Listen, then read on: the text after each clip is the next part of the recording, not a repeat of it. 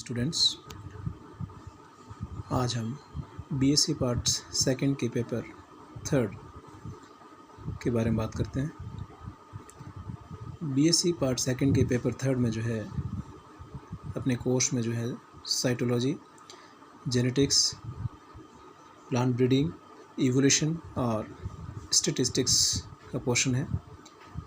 और एमजीएसयू के सिलेबस में जो फर्स्ट यूनिट है उसमें साइटोलॉजी का पोर्शन है। तो सबसे पहले हम साइटोलॉजी के पोर्शन को ही लेंगे। साइटोलॉजी की बात करें तो सबसे पहले सेल का जिक्र आता है।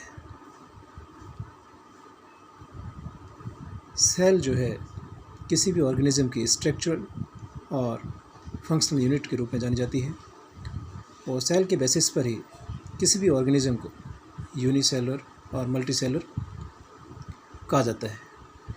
यूनिसेलुलर ऑर्गेनिज्म जो है में एक सिंगल सेल जो है अपनी पूरी लाइफ साइकिल को कंप्लीट करती है और फंक्शनल रूप में जो है एक्टिव रहती है। और मल्टीसेलुलर ऑर्गेनिज्म जो है उसमें जो है बहुत सारी सेल्स होती है और वो सेल्स जो है एक ऑर्गेनाइज्ड वे में जो है काम करती है और उसमें डिवीज़न ऑफ लेबर जो है पाया जाता है। सेल जो है आपस में मिल करके और एक टिश्यू का निर्माण करती है और ये टिश्यू जो है आगे ऑर्गन्स जो है ऑर्गन सिस्टम का और ऑर्गन सिस्टम जो है एक ऑर्गेनिज्म का निर्माण करता है।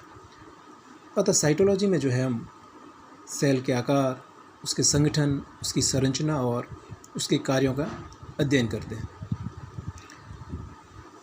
अब सबसे पहले अगर हम सेल के एनवेलप के बारे में बात करें, सेल की कवरिंग के बारे में बात करें, तो सेल में जो है दो कवरिंग या दो एनवेलप पाए जाते हैं। सबसे बाहर की ओर जो है नॉन लिविंग और सेलुलोज का बना हुआ एक कवर पाया जाता है, एनवेलप होता है जिसे सेल वॉल कहते हैं। और यह जो लेयर होती है, जो एनवेलप होता है, वो एनिमल सेल में एब्सेंट होता है। सेल वॉल के ठीक नीचे की ओर सॉफ्ट और सेमी परमेबल लिविंग स्ट्रक्चर पाई जाती है और वह स्ट्रक्चर कहलाती है सेल मेम्ब्रेन। तो प्लांट सेल्स के अंदर सेल वॉल और सेल मेम्ब्रेन दोनों ही पाई जाती है और जबकि एनिमल सेल के अंदर आउटर मोस्ट लेयर के रूप में, आउटर मोस्ट एनवेलप के रूप में जो है सेल मेम्ब्रेन होती है। सेल मेम्ब्रेन, आज हम जो है सेल मेम्ब्रेन को सबसे पहले देखते हैं। सेल मेम्ब्रेन को हम प्लाज्मा लीमा और प्लाज्मा मेम्ब्रेन के नाम से भी जानते हैं। सेल मेम्ब्रेन नाम जो है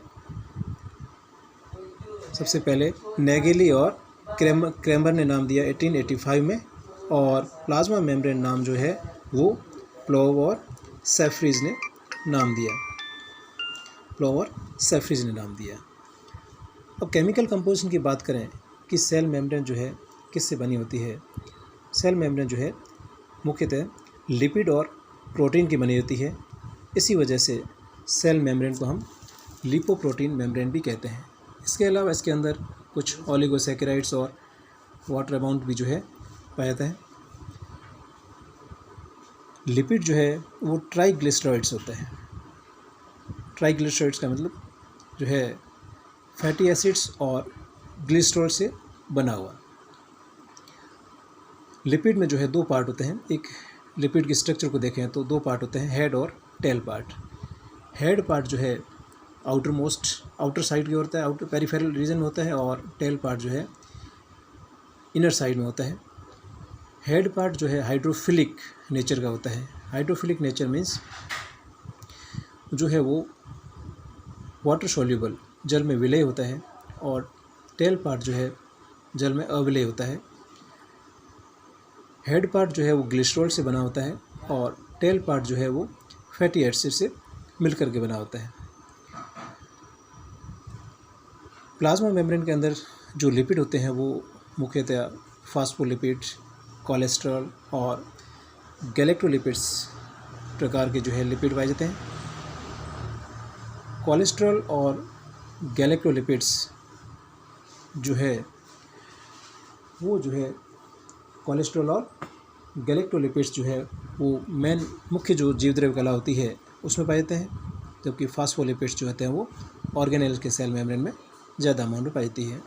जो फास्फोलिपिड्स होती है वो दो तरह की होती है, फास्फोटाइडिल कोलिन और फास्फोटाइडिल एथेनॉल एमीन टाइप की होती है। उसके बाद प्रोटीन की बात करें, क्योंकि प्रोटीन जो है अमीनो एसिड्स के बने होते हैं, अमीनो एसिड्स मिलकर के पॉलीपेप्टाइड चेन बनाते हैं और पॉलीपेप्टाइड से आगे चल करके और प्रोटीन के निर्माण करते हैं। और ये प्रोटीन जो है सेल मेम्ब्रेन के एक मुख्य जो है एक संरचनात्मक घटक या स्ट्रक्चरल कंपोनेंट्स होते हैं।